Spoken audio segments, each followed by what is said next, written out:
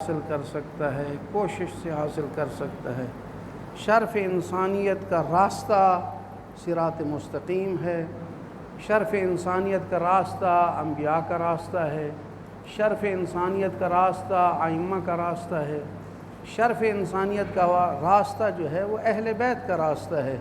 جو سمجھے کہ مجھے شرف انسانیت ملے اور وہ ان کے راستے پہ نہ ہو تو وہ سوائے گمراہی کے اور کچھ حاصل نہیں کر سکتا، سوائے رسوائی کے، اللہ کی بارگاہ میں رسوائی کے اسے اور کچھ حاصل نہیں ہو سکتا، کیونکہ راستے کا تعین اللہ نے انبیاء کے ذریعے کر دیا ہے، مشخص کر دیا ہے کہ راستہ دکھانے والے کون ہیں۔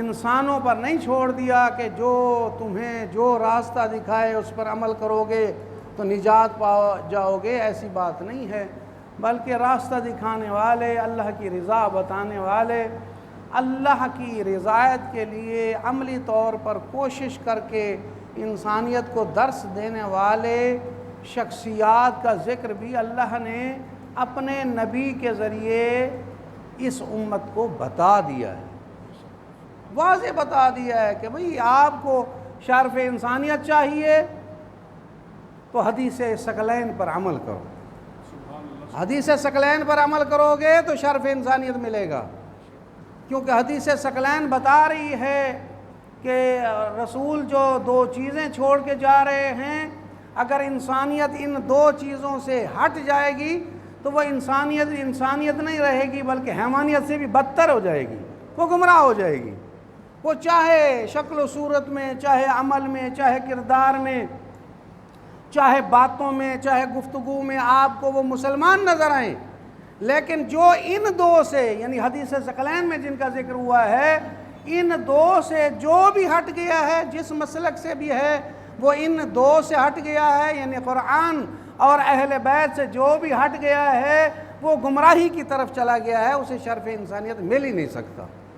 اور یہ بہترین انسانیت کو انسانیت کا درس دینے والی شخصیت کا نام امام حسین علیہ السلام ہے۔ انسانوں کو انسان بنانے والی شخصیت کا نام امام حسین علیہ السلام ہے۔ حق اور باطل کی شناخت بن گئی ہے امام حسین علیہ السلام، یعنی اسلام اور گمراہی کی شناخت امام حسین علیہ السلام ہے، کیونکہ انسان اگر سوچے تو اسے خود نظر آ جائے گا اسلام اور گمراہی کے درمیان فرق ڈالنے والے امام حسین علیہ السلام ہیں، کیونکہ آپ نے جب چلے ہیں تو آپ نے اپنا ہدف اور مقصد جو ہے اس امت کو بتا دیا ہے کہ میرے نکلنے کا مقصد کیا ہے، ہدف کیا ہے۔ آپ کے ہی ارشاد میں ہے کہ آپ فرماتے ہیں کہ انی لم اخرج عشرا ولا بطرا ولا فساد و ظلم، کہ میں فساد، ظلم اور لڑائی جھگڑے کے لیے نہیں نکلا، میرے نکلنے کا ایک مقصد ہے۔ وہ مقصد کیا ہے ہم سب کو سمجھنا چاہیے، وہ مقصد کیا ہے؟ طلب الاصلاح فی امت جدی، کہ میں اپنے جد، اپنے نانا رسول اللہ حضرت محمد مصطفیٰ صلی اللہ علیہ وآلہ وسلم کی امت کی اصلاح کے لیے نکلا ہوں۔ آپ بہتر سمجھتے ہوتے ہیں کہ اصلاح ہمیشہ فساد ہو جائے تو کی جاتی ہے، گمراہی کی طرف معاشرہ چلا جائے تو گمراہی سے ہٹانے کے لیے اصلاح کی جاتی ہے، اصلاحی اقدامات کیے جاتے ہیں۔ یعنی اس کا مطلب یہ ہے کہ مولا فرما رہے ہیں دوسرے لفظوں میں کہ اس وقت امت جو ہے گمراہی کی طرف جا رہی ہے، اس وقت امت کا جو راستہ بن گیا ہے وہ گمراہی کی طرف ہے۔ میں حسین نکلا ہوں، میں اس امت کو بتاؤں، اپنے جد کی امت کو بتاؤں کہ اصلاح تمہاری کیسے ہونی ہے۔ تو رسول خدا حضرت محمد مصطفیٰ صلی اللہ علیہ وآلہ وسلم کہ اس فرزند نے جو ہے وہ اصلاح امت کے لیے کوشش کی ہے۔ اب اصلاح کو سمجھنے کے لیے پہلے ہم دیکھیں کہ فسادات کس حد تک پہنچ گئے تھے۔ فساد کی صورت کیا تھی؟ ایک ہوتی ہے انفرادی اصلاح، ایک ہوتی ہے خانوادگی اصلاح، ایک ہوتی ہے معاشرتی اصلاح۔ یہ تین علیحدہ علیحدہ ہے، اور یہ تسلسل بھی ہے اس اصلاح میں۔ جب تک انفرادی اصلاح نہ ہو، خانوادے کی اصلاح نہیں ہو سکتی۔ جب تک خانوادگی اصلاح نہ ہو، معاشرے کی اصلاح نہیں ہو سکتی۔ یہ ایک دوسرے سے منسلک ہیں۔ یہ اصلاح جو ہے ایک دوسرے سے منسلک ہے، جدا نہیں ہے۔ تو حضرت امام حسین علیہ السلام جو نکلے ہیں، آپ نے ان تینوں قسم کی اصلاح کے لیے اقدام کیا ہے۔ انفرادی اصلاح اگر کسی کو ضرورت ہے اپنی انفرادی اصلاح کرنے کی، تو شخصیت امام حسین علیہ السلام اس کے لیے واضح ہے کہ امام حسین علیہ السلام کی شخصیت انفرادی طور پر بھی اگر دیکھنا چاہے، پرکھنا چاہے، تو اسے نظر آ جائے گا کہ جو گمراہ ہوگا اسے نظر آئے گا کہ میں گمراہی کی طرف جا رہا ہوں، اپنی اصلاح چاہتا ہوں تو سیرت امام حسین علیہ السلام پر چلوں۔ تو ایک ہے انفرادی اصلاح، دوسرا ہے خانوادگی اصلاح۔ خانوادگی اصلاح کے لیے، اس امت کی خانوادگی اصلاح کے لیے امام حسین علیہ السلام اپنے خانوادے کو لے کے چلے ہیں۔ کہ اپنے خانوادے کو لے کے چلے ہیں، ہدف اور مقصد کیا ہے؟ کہ اگر کوئی مسلمانوں کا خاندان انفرادی اصلاح چاہتا ہے تو امام حسین علیہ السلام کی شخصیت کو دیکھے۔ اگر کوئی مسلمان کا خانوادگی اپنے گھر کی اصلاح چاہتا ہے تو آؤ کربلا میں حسین کا گھرانہ موجود ہے، اس کی سیرت کو دیکھو، اس کے کردار کو دیکھو، اس کی عبادت کو دیکھو، اس کی منزلت کو دیکھو، تو تمہارے خانوادے کی اصلاح ہوگی۔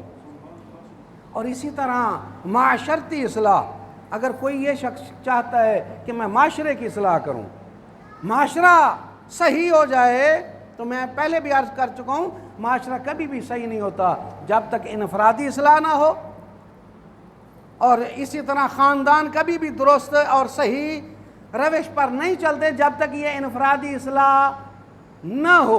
انفرادی اصلاح ہوگی تو خانوادے اور گھروں کی اصلاح ہوگی، خانوادے کی اصلاح ہوگی۔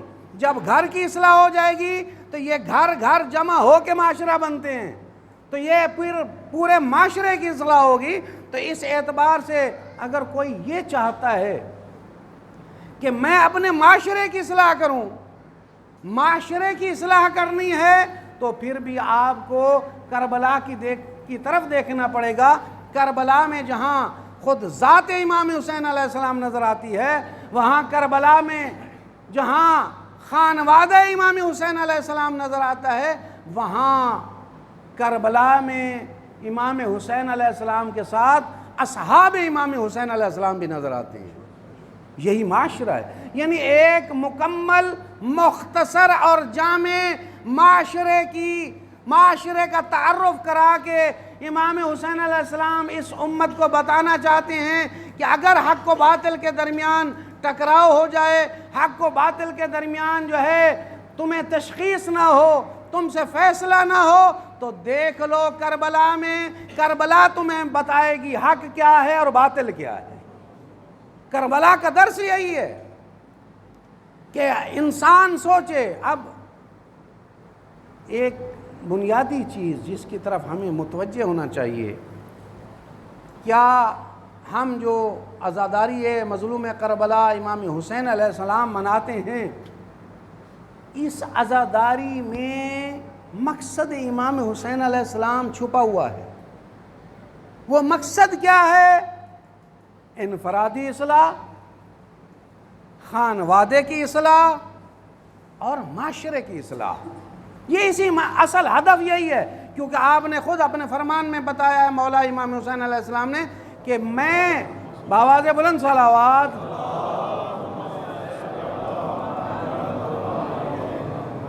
میں نکلا ہوں اپنے جد کی امت کی اصلاح کے لیے کہ ان آمر بالمعروف وَانْہَا عَنِ الْمُنْکَر، کہ میں لوگوں کو کیا بتاؤں؟ نیکی کا حکم دوں، بتاؤں نیکی کیا ہے۔ اسی طرح امام حسین علیہ السلام فرماتے ہیں کہ ان آمر بالمعروف وانہا عن المنکر، اور لوگوں کو بتاؤں کہ برائی کیا ہے۔ یعنی امام حسین علیہ السلام کا مقصد کربلا میں نکلنے کا یہ ہے کہ اس امت کو اصلاح کرنی ہے، تو اصلاح کرنی ہے تو بتایا جائے نیکی کیا ہے اور برائی کیا ہے، فساد کیا ہے اور اصلاح کیا ہے، حق کیا ہے اور باطل کیا ہے، خرابی کیا ہے اور اصلاح کیا ہے، شیطانیت کیا ہے اور رحمانیت کیا ہے۔ یہ سب کچھ بتانے کے لیے امام حسین علیہ السلام کربلا میں نکلے ہیں۔ اب ہم اس مقصد کی کہ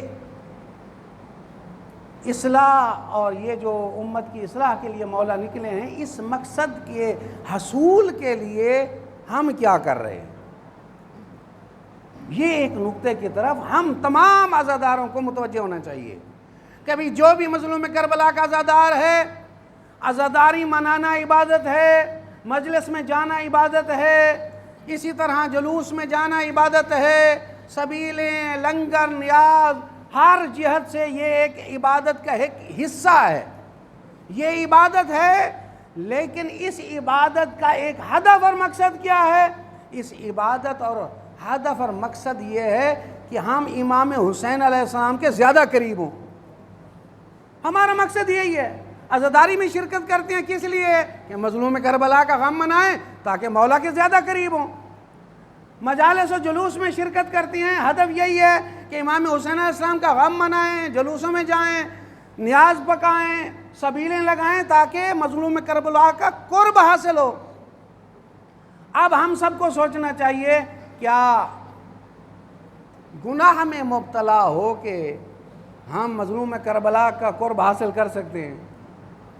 کیا ایک دوسرے کا حقوق غصب کر کے کیا ہم مظلوم کربلا کا قرب حاصل کر سکتے ہیں؟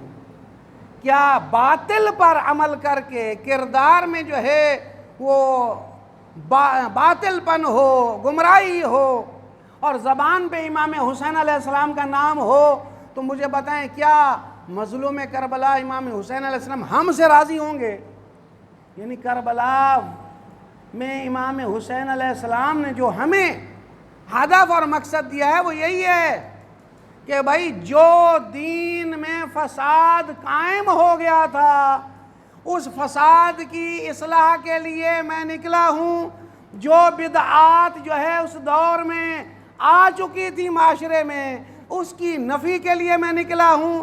اگر وہی کردار، وہی بدعات کسی شخص میں بھی ہو تو اس کا حسین سے کوئی تعلق نہیں ہے۔ اس فرق کو جب ہم سمجھیں گے تو مقصد امام حسین علیہ السلام ہم پر واضح ہوگا۔